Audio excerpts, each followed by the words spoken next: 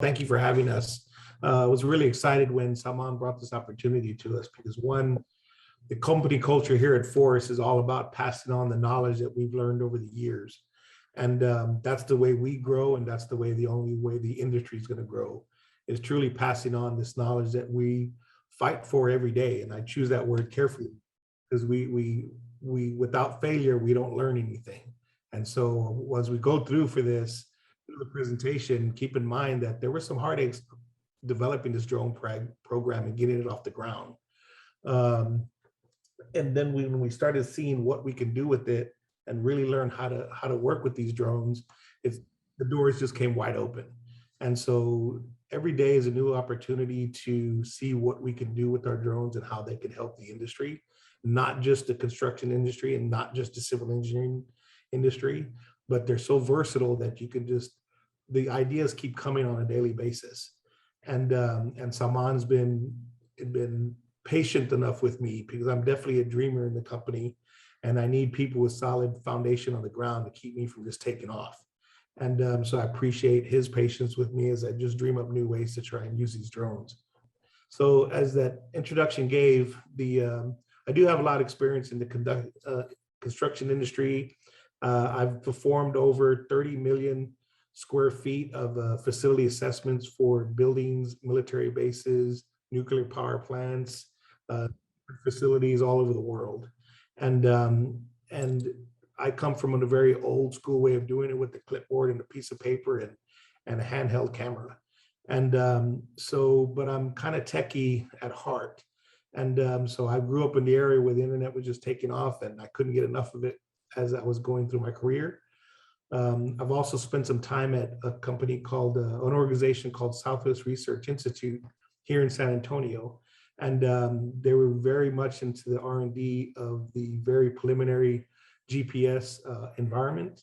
And so I was lucky enough to be on them with them as we figured out what that GPS environment was being turned over from the military to the civilian industry. And so, I've come from a place where the GPS trackers were the size of a briefcase, and now they're the size of a microchip. So it's come a long way.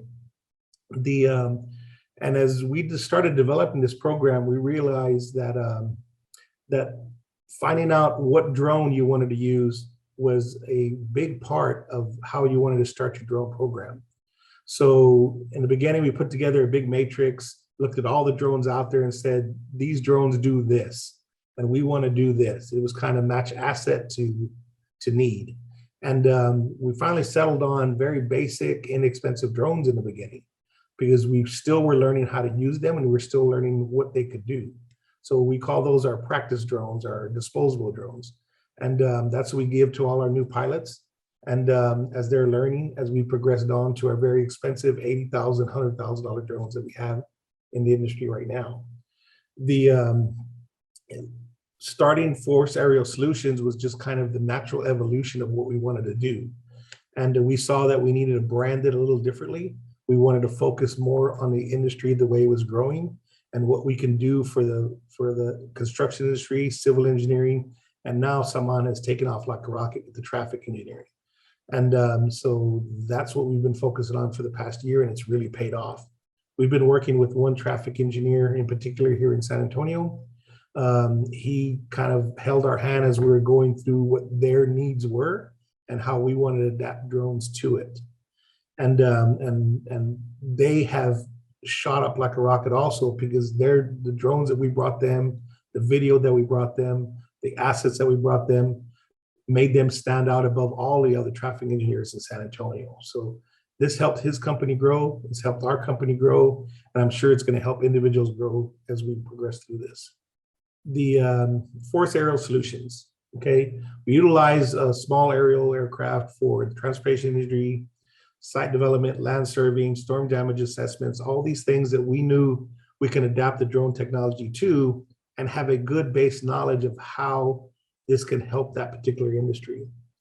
The Force Aerial Solutions is a group of engineers and architects, construction managers, land surveyors, and environmental and GIS experts.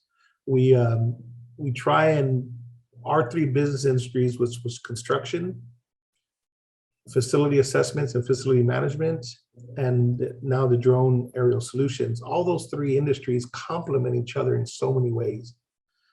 Drones bring a big asset to the drone industry, to the construction industry, the facility inspections. Drones have helped adapt that and take that a little further than we could ever take it in the past. I'm really proud, to be one of the people in San Antonio that really have progressed the drone industry as far as it's gone. But after virtually attending the last drone convention that went on, I feel like a real small fish in a very big ocean. As much as I feel that we've progressed, I look at what's going on in the industry and the way it's just taking off. What we're doing here sounds great, but it's nothing to what a lot of other people are doing with these fantastic devices. So like we mentioned, we kind of use these things in many different ways. And in the beginning, we adapted the drones, small drones, to everything you're seeing on the screen, but we quickly saw that the capabilities of a small, Best Buy purchase drone is limited in what it can accomplish in the clarity that the video or the photographs are giving you, the accuracy of what the data is being processed is. And the drones, I'm sure you're going to realize this once Salman goes through his presentation. It's a small tool. It's a small tool in a very big industry where AI is really taking over. And so collecting the data was the hard thing to do in the past. Now it's a small portion of what we're doing, as long as you know how to collect it. So the AI computer software that's growing as quickly as the drones are, and those two matched together, it's really going to take things forward. I'm sure y'all have seen videos and TikToks or whatever it may be of small dog-looking robots that are running around through through buildings, 3D scanners on them. Small little drones that are able to transmit and fly through pipes to inspect those. The sky, no pun intended, but the sky's the limit when it comes to drones. You just have to dream it up, and I'm sure we can adapt the drone to get it done. You can see all the industries work with here, what we use them for our structures, thermal assessments, 3D drawings. You can think of an old building that doesn't have any drawings, or the drawings got destroyed to this particular building. Drones give you the capability of quickly 3D scan the entire building and let an architect or an engineer use that as if they were 2D drawings themselves. In transportation industry, I'm going to leave that to Salman to talk about, because he's done a great job in that area. Surveying, we have former crew chiefs, old school surveyors here that are now adapting drone technology. And to put in perspective, what used to take 3 or 4 weeks to survey and get a topo survey done can be done in about 30 minutes now. And well, I'm going to get beat up for that, because it takes about 2 hours of processing after that to get that done, but it's still pretty quick. Environmental and water resources, hard to reach areas. You're going to see when we start talking about our storm damage assessments, that hard to reach areas that people would most of the time not feel it was financially okay to go and look at these areas, are easily inspected now with drones. Construction management, pictures worth 1,000 words, videos worth 1 billion words. So getting out there and videotaping the progression on a construction site not only archives that data for future use, risk management, but lets the communication of what's going on in the field happen virtually, throughout, the country. Yeah, so like George said, the possibilities of using drones in civil projects are endless. George gave you an idea about what we could do in terms of assessing structures, conducting surveys, doing environmental assessments and construction site progress. So I'm going to go and dive into the transportation engineering sector, and specifically how drones are being used in the transportation engineering these days. So the traditional method of getting any type of traffic data is to use traffic cameras and air hoses and doing manual counts. That used to be the case for the past couple of decades or so, or longer. But the thing is, whenever you're using this traditional method, there are many disadvantages that come with it. One major disadvantage is the infrastructure limitations. So if you want to capture traffic footage, you need to have poles or some kind of infrastructure to actually mount your traffic cameras. And also the video footage of the traffic cameras is very low resolution. You can actually see it in the bottom two figures. The left-hand side of the image is a traffic cam footage, and the right-hand side of that image is a drone footage. You can see how better it looks just from an aerial perspective, and also how high resolution that is. And another important thing is that you cannot achieve your goal with just one traffic camera if you're trying to get data for a small, even minor intersection, right? You need, just an example on this top right image, you see there, we require at least 4 traffic cameras to get all the turning movements, the volume counts, the vehicle classification done. So you need a lot of manpower, resources, and time, which is money. So you need time to actually get traffic data, do the counting, and do the processing, and then at the end, you're not sure about your accuracy because you're looking at the entire traffic intersection from different angles, and you're trying to put those video footage and numbers together just to achieve average accuracy. Like, you cannot be settling for that level of accuracy, and that's where a drone comes in. And also another important point is you need to validate your accuracy and counts whenever you capture with your traffic cameras at multiple locations and perspectives. But with drones, you don't have to, because whatever numbers you're getting, you can just validate that by looking at one footage. I'm gonna go into that interesting stuff, and just bear with me for a couple of minutes. So this is the latest technology right now in the transportation and traffic engineering industry. Drones have better perspective, wider coverage, and our accuracy is near perfect. Our footage is high resolution, just like I showed in the previous image. And the most important part is the rapid response and analysis time. So if you, in the earlier days, if you had captured traffic cam footage, you would need actual manpower to sit in front of a computer and do manual counting.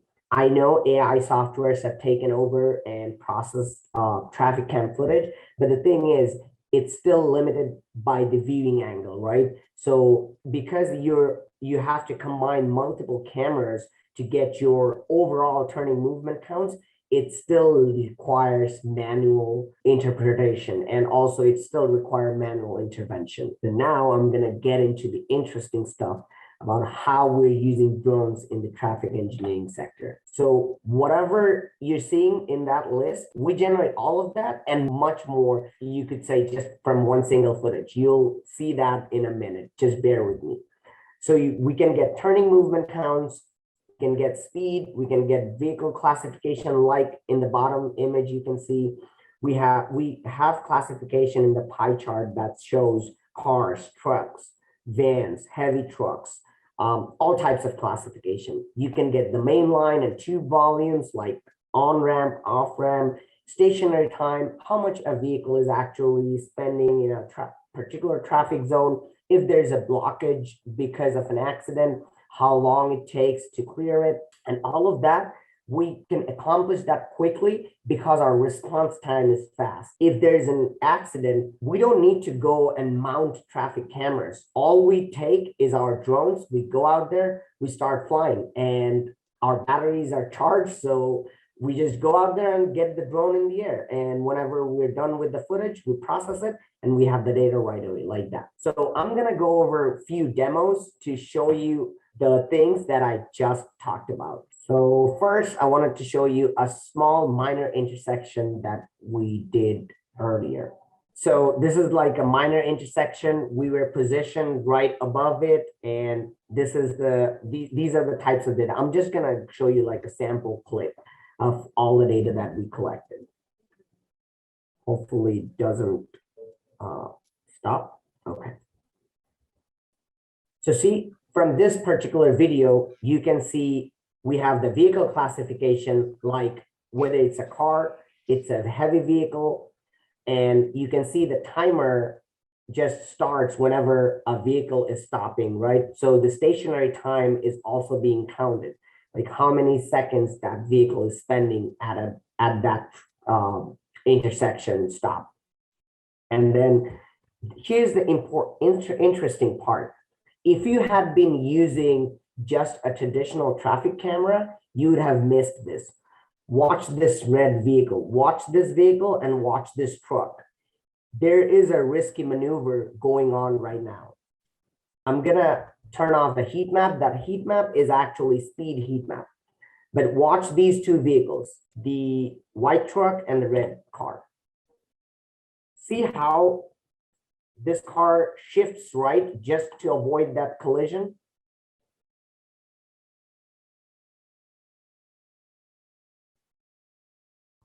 So that's a risky maneuver, right? But you'd have missed that in the safety analysis because if you have just used a traditional traffic camera using this pole, or something over here. Here's another part of it. Do you see the heat map that's not present in the acceleration lane? So that shows us that nobody's actually using that acceleration lane. Everyone is just getting on the access road directly from this intersection. So that's another safety concern, right? They should be using that in acceleration lane to get on the access road. And then we have the speed counts. We have the traffic gates. So all these numbers will match up. Let me turn off the heat map so you can see better. So all those counters, those numbers will match up, and that's your turning movement count. And if you do your origin destination matrix, you will see like how many vehicles actually entered this part, how many turned left, how many turned right, how many entered this particular traffic gate and went straight ahead on the access road, and how many turned right and entered that facility. That's just one example. Intersection he was just showing y'all was brought to us because there had been four accidents there that ended in fatality. And that's an entrance to a large manufacturing area that has 3 shifts going on. They work 24 hours a day.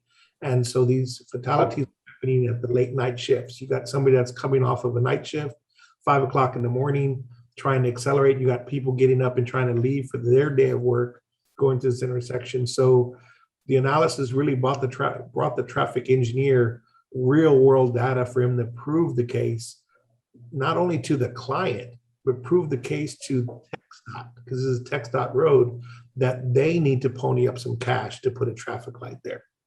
So without that type of analysis, it wouldn't have been found. So here's an intersection on I-10 that we were just studying. So we were mainly interested in how much the vehicles were spending at the traffic stops. You can see like you get all of this perspective and data, like the count data, the turning movements, the ODE, the average speed, the stopping distance, and stopping length of in that traffic zone, and also the time of average stationary time spent in that traffic zone, all from this one particular footage. I'm gonna turn off this traffic zone so you can see better. See that these red portions, that actually shows that those are the zones where vehicles are spending a lot of time. Also, these are the counters or our traffic gates, which are counting the turning movements for these vehicles. If we wanted speed, and if we were interested in how fast those cars were going, we would also be using velocity heat map. And all of this is possible only because we were using drones and we were analyzing aerial footage. This is, if we had been using traditional traffic cameras, this would have not been possible. I wanted to show you also our classification style, like how do we actually classify stuff. So here's one intersection, sorry, roundabout. After like just generating these different gates and different traffic zones, this is a top-down view. After a while, we generated that vehicle classification, right? The most interesting part of this particular study is that this one. See, there are two approach zones, east approach and the west approach. We wanted to see how much time vehicles are spending in those approaches before entering that roundabout. And watch the average time spent on the west approach, 32 seconds. So average time vehicles are spending in the west approach is 32 seconds. Now we're analyzing the east approach. That's 15 seconds. So it tells you like you need to pay attention to these two different approaches, right? Because you have half of the time in one approach than the other. So these are the type of studies that we conduct for traffic engineers whenever they're trying to do traffic impact analysis or just designing different signal timings and traffic intersections or stops. Here's our ODE, like the origin destination matrix and all these values. I was showing you the I-10 intersection earlier. These are the data from that, like the entry gate, and then where did all those vehicles went and exited. And here's the vehicle classification counts: medium vehicle, heavy vehicle, bus, motorcycle, cars, all of that. Also, I was showing you about the stationary times, and here are those. I had two signal stop zones, and here's the entry time, here's the exit time from that stop zone. Total time spent in that stop sign signal or in that signal stop, and then the total stationary time that vehicle spends in that particular zone. Now you can get all of these data, and then you could probably average them over a 2 hour period and get your overall stationary average time in a particular traffic stop. So we get all of that just from the drone footage that we were capturing. Now, this is just the transportation engineering sector, right? But we use the drones in all the other civil engineering fields as well, like structural assessments. George will talk about the structural assessment and storm damage assessments in a bit. I'm just gonna give you like a brief idea about how we use that in construction, surveying in those industries. Here's one of our construction sites. This is the 3D model. All we did was fly our drones over this site and analyze the imagery. And once we analyzed it, you can see the 3D models are sometimes if you need more accurate 3D models, you need to fly closely and for individual objects, but it can give you like a pretty good idea about how your construction site is going and what's going on here just from a regular orthomosaic and point cloud. Also, you can actually do more calculations from these 3D models. I'm going to show that to you in a minute. Here's a vineyard that we just surveyed a couple of weeks back. So a traditional surveyor would take it at least a week to survey this entire area. It's 100 acres. We flew that entire area within like a couple of hours. And we took the imagery back and then we processed it. Now, here's our accuracy. If we measure the distance, I know this is one of our ground control points, and that's a 2x2 flag that we put on the ground. Let's measure it.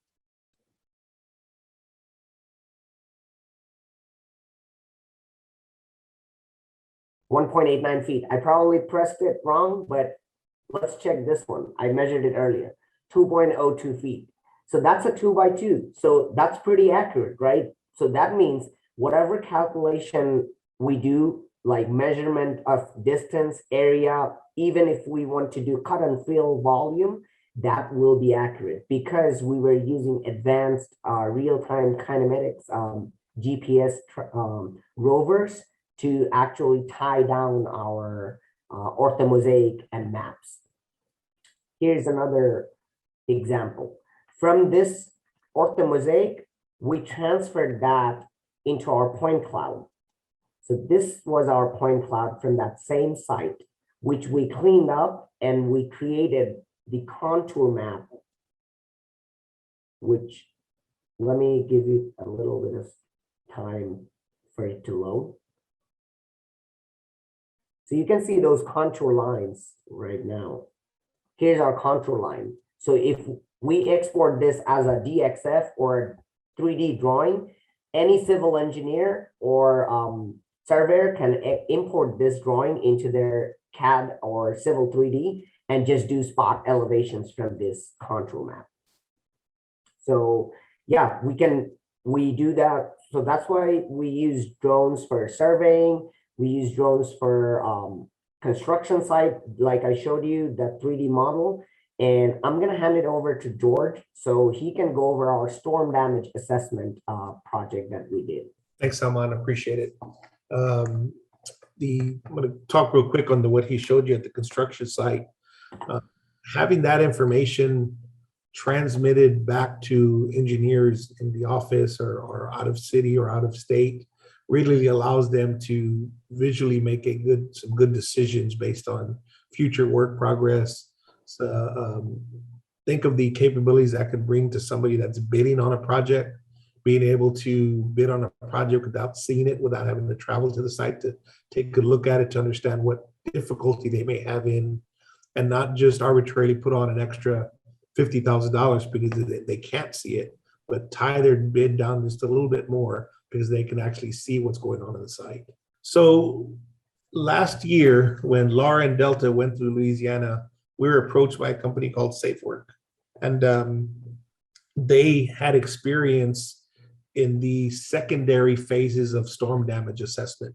The initial phases of storm damage assessment consist of what they call the big push. There's trash in the streets, there's trees in the streets, there's public safety going on. You know, that's kind of the first initial response to make sure people are okay. And we don't have a response in that when it comes to drone yet. And that's really the time that you have first responders, you know, rescue aircraft in the air, that you don't want drones flying around doing certain things unless it's highly coordinated. And this is the first year that FEMA, this past hurricane that just went through Louisiana, that they allowed drones to assist in the storm damage assessment in the big push in the beginning. I'm really excited about that because I think we're kind of positioned ourselves to where if we do a little more marketing, we can get out there and start really helping in those areas. Now that type of work isn't easy. You know, you're going into an area that's basically a disaster zone, and then trying to perform a highly technical service, and you don't have power, you don't have, you know, cell towers, you know, a lot of things that drones utilize right now just to make them more user friendly. And so you really have to have the right asset, the right drone in place to be able to assist in that area. What the video you're seeing here was done about 4 or 5 months, well, actually 5 months after the Hurricane Delta and Laura went through the Louisiana and Lake Charles area.